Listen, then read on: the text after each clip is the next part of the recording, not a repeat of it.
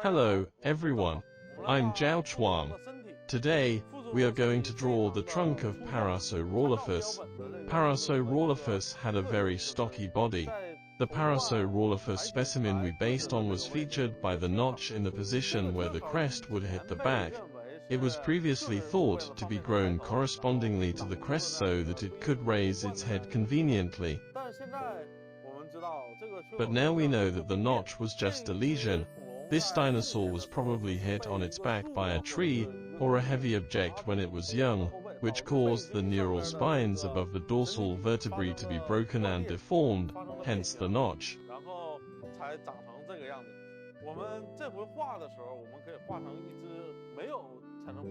Now let's draw a healthy Parasaurolophus without the lesion.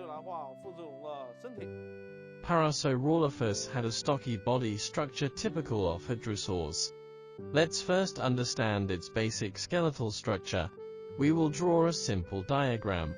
First draw its scapula. This was the scapula, with the coracoid in front. Here we draw the humerus, that is its arm. There should be a lot of ribs growing downward here. Suppose we take off the ribs and we'll see what the spine looked like in this area.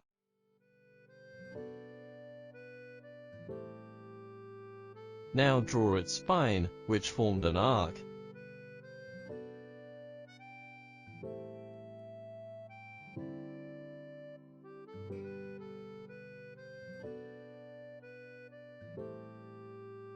Its spine had several main components, one of which was the vertebral body, and in the upper neural spine, the transverse process, the superior process, and the inferior process.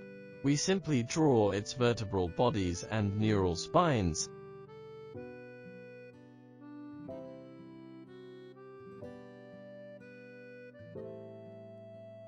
The first few neural spines were smaller, and they grew larger and larger as we move upward.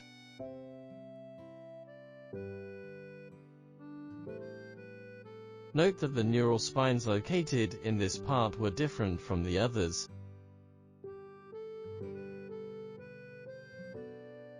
The most complete Parasaurolophus specimen shows that this one has become very thin, growing forward, and leaning against the part at the front. The one behind faced backward and fused with the next neural spine.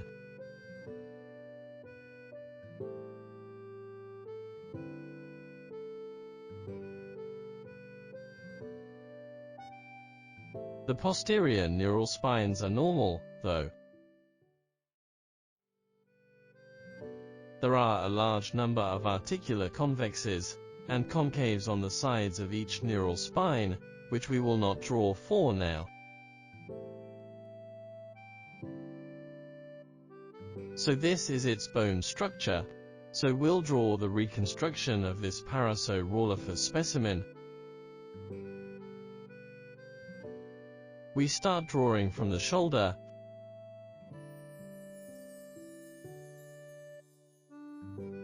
followed by its forelimb. This was the outline of the ribs,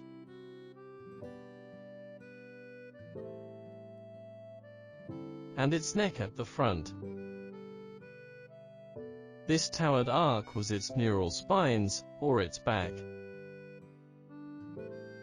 There is a notch at the highest point of the back of this specimen.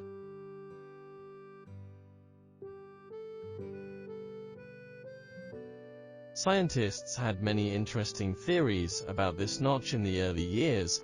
One was that because Parasaurolophus had a long crest, it would stretch its crest over to rest it in the groove when it was resting. When it was alive, Parasaurolophus probably had ornaments growing on its sides like other hadrosaurs.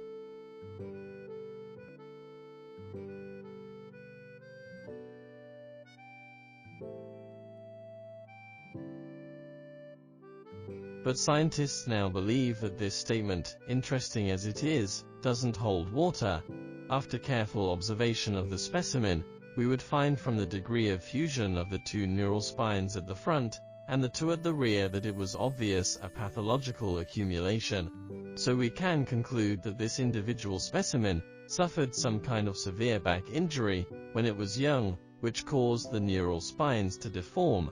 This notch was the result of an injury and an abnormal growth. It was an exception and not the rule.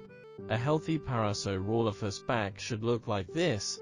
We still start from its scapula to draw a normal back of Parasaurolophus.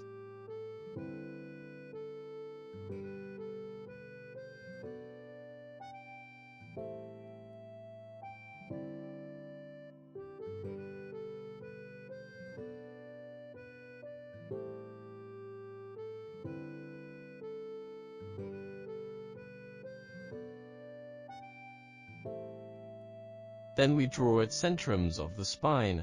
Its neural spines gradually became larger, and this one was supposed to incline forward, if developed normally, should be following this direction.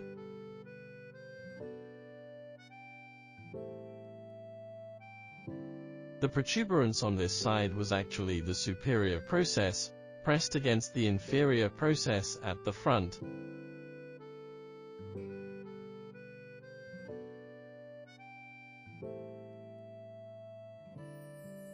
So it was supposed to extend all the way back, forming a smooth and streamlined posture had it grown properly. When it was alive, its contour was like this with the neck, the back,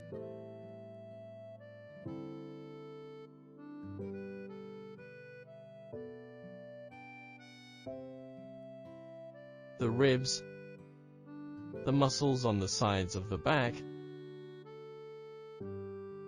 and the complete ornament spikes.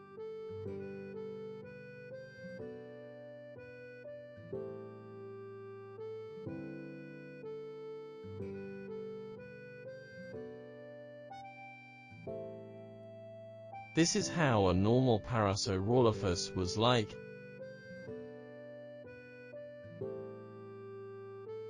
Good, like this, we've understood and finished drawing the trunk of Parasaurolophus.